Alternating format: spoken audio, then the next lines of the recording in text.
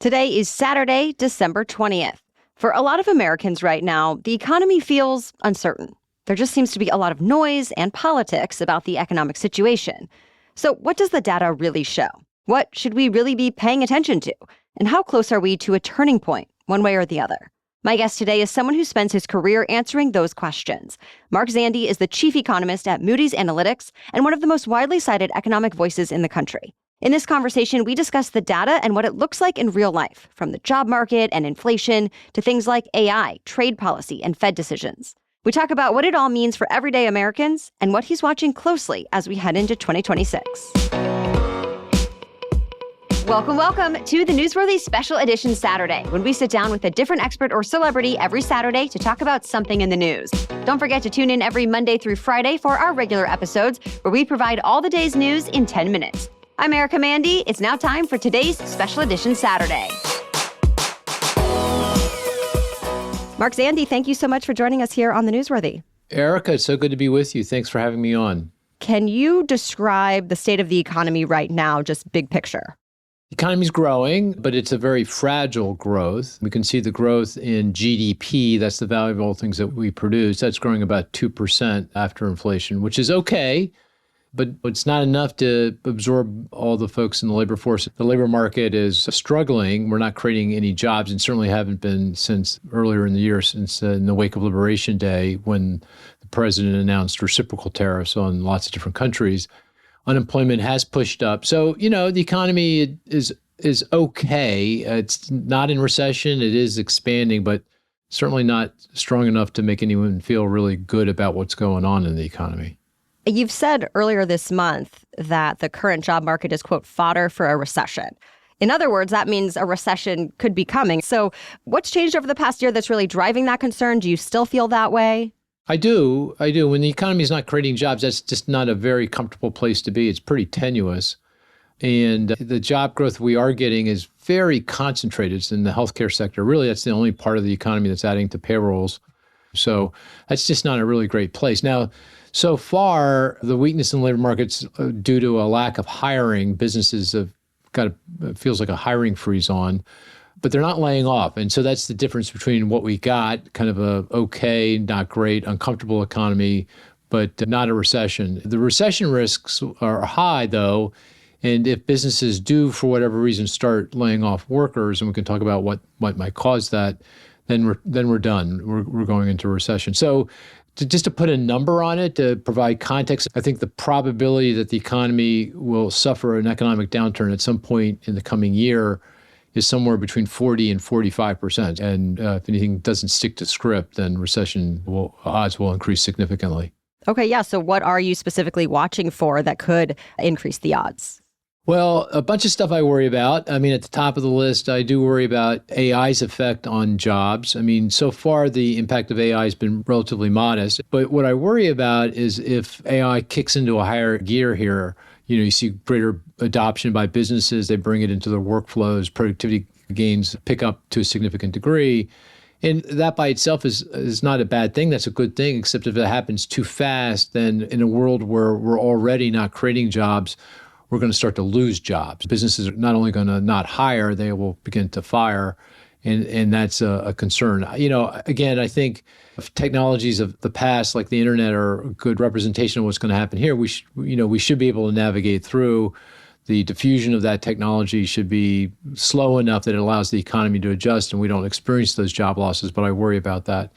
The other thing I worry about, maybe AI isn't the kind of game-changing thing, at least not as quickly as we think, or certainly as investors think. Investors have juiced up stock prices for AI companies, thinking, or at least seemingly expecting, big things, that businesses are going to adopt quickly. But if they're wrong, and that does not happen, and AI is a bit of a bust here, at least in the near term, we could see the stock market correct, and the stock market's been up and been driving a lot of wealth creation and thus a lot of spending. And if that goes into reverse, then that becomes a problem. So it feels like AI it's kind of a narrow path here that we have to navigate for it all to work out reasonably gracefully in 2026. And it sounds like there's concerns no matter what happens with AI.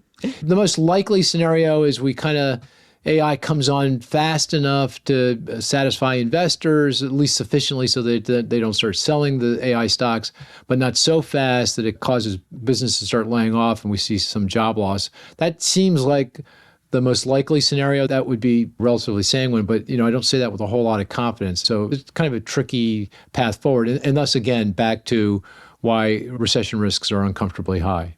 Yeah, and this is all kind of the same as what you're saying, but just in terms of terminology, people have been talking about this AI bubble. Do you think that there is a bubble?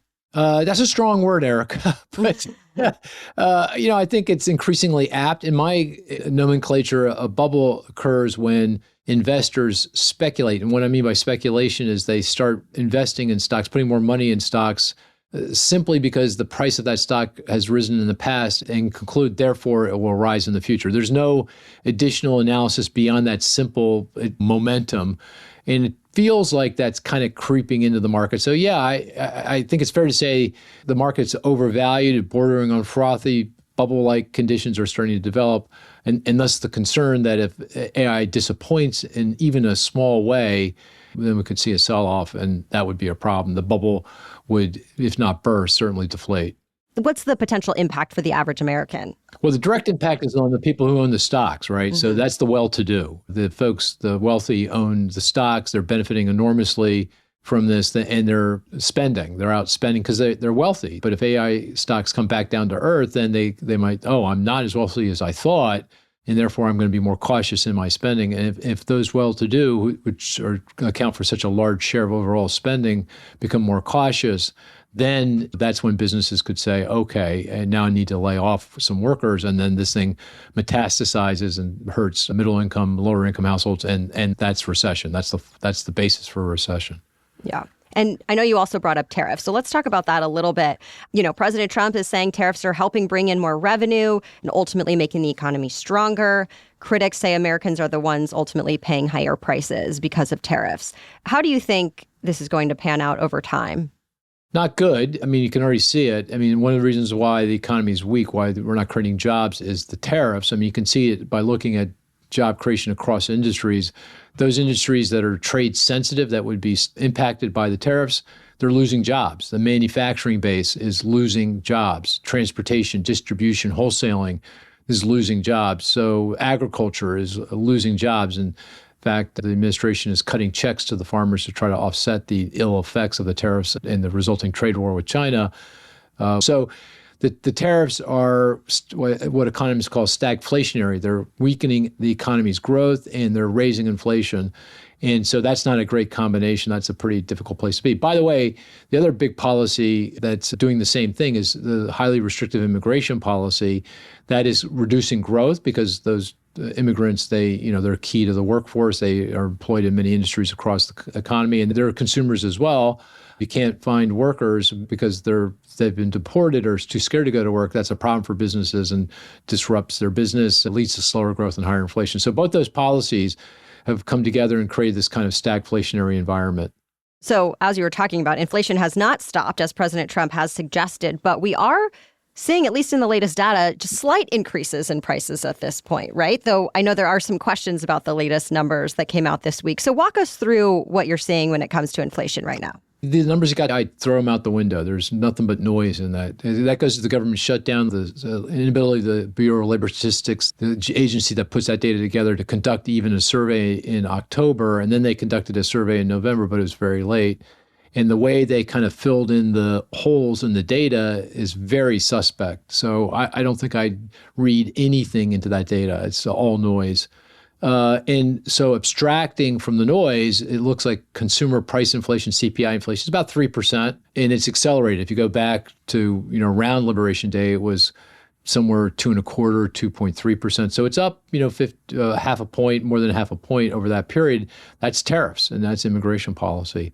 3% is high. The Federal Reserve's target for inflation on the consumer price index would be something closer to 2.2, 2.3. Now inflation is up, and I expect it to continue to accelerate as the tariffs continue to get passed through. The only caveat there is if the tariffs go away, it's possible that the Supreme Court will strike down some of the tariffs as being illegally imposed by the president, and that would mitigate the impact of the tariffs on the economy in 2026. Are there any potential unintended consequences that could come from the tariffs suddenly going away?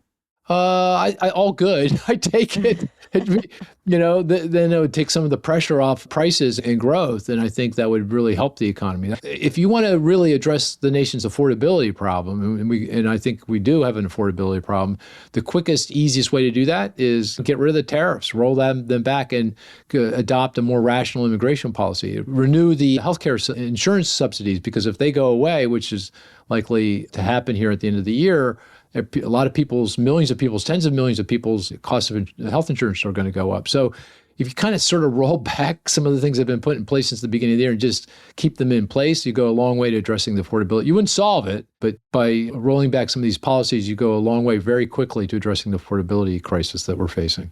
President Trump has called the word affordability a Democrat scam, and he talked a lot about the economy in his recent primetime speech. First, what's your take on that? And then also, the economy has always been a hot topic in politics, with parties kind of taking turns blaming each other. Would you say this is just more of the same, or is it even more politicized now? Well, Americans are saying there's an affordability crisis. You can see it in the consumer sentiment surveys. Now, there is a political overlay on that. I mean, if you look at the survey responses from Republicans, they're not feeling great, but they're feeling a lot better than Democrats. So everyone's looking at the world through their own political prism, for sure. But even abstracting from that, I think people are saying, hey, I got a problem. And of course, you can see it in the voting. The special elections that occurred in a few places over the past month make it very clear that affordability is top of mind. So I think Americans are speaking, and I think they're telling us exactly what's going on. They got an affordability problem, and you can feel it. It's not just about prices. It's about jobs. I mean, affordability goes to, I need a job and also to wages, and wage growth is slowing as a result of the weakening labor market. And it goes to debt. How much do I owe?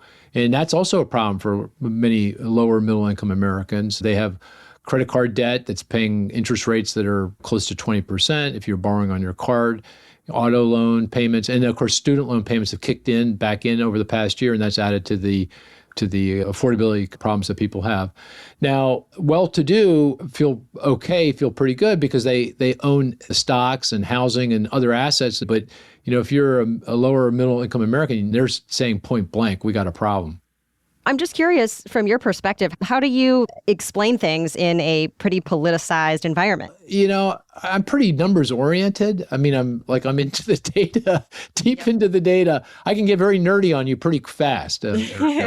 I try to be rooted in the actual economic data, which I know very well because I've been an economist, professional economist for 35 years. So I've been following this stuff for a long time.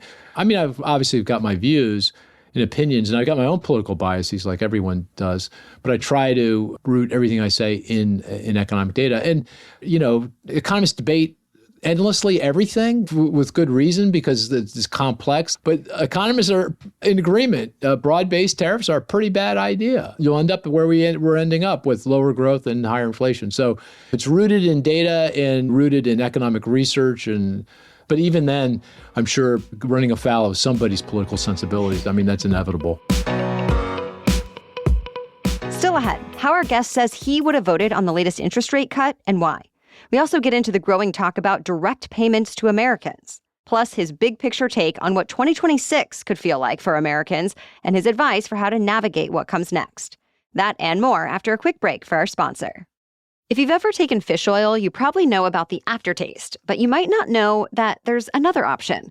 Fatty 15 is a clean, vegan, and science-backed alternative that supports longevity at the cellular level. It's powered by C15, the first essential fatty acid discovered in more than 90 years, and it's changing what's known about healthy aging. Clinical research has linked C15 to stronger cellular membranes and better metabolic function. It works by strengthening your cells from the inside out, supporting heart, liver, and brain function, while helping you feel more energized, rested, and focused. What I love is how simple it is. One small, sustainably made capsule each day in a beautiful glass jar with refills arriving right to your door. It's become one of those effortless habits that I really don't mind because I know it's doing something meaningful for my health long term. And unlike fish oil, it actually tastes like nothing. Fatty 15 is on a mission to optimize your C15 levels to help you live healthier longer. You can get an additional 15% off their 90-day subscription starter kit by going to fatty15.com/newsworthy and using the code newsworthy at checkout. Now back to my conversation with Moody's chief economist, Mark Zandi. We saw some unusual disagreement from the Federal Reserve with this latest interest rate cut. But there was ultimately a cut, which typically signals less concern about inflation and more concern about people holding back their spending, right? So what's your takeaway from all of that? Yeah, I think they got it right. As you can tell, I'm really worried about the job market and the economy. Inflation, I wouldn't dismiss it. But at the end of the day, if I were sitting on the board, I would have voted for a cut because I am worried about the job market and the economy. And I think the economy needs a couple, 3 more cuts next year as well to help ensure that we go back to where we started, that we actually navigate through and don't suffer a downturn. What's your take on some talk now of sending Americans money directly, whether that's for helping to afford health care, as President Trump has briefly mentioned, or even some other talk about some sort of universal basic income because of AI?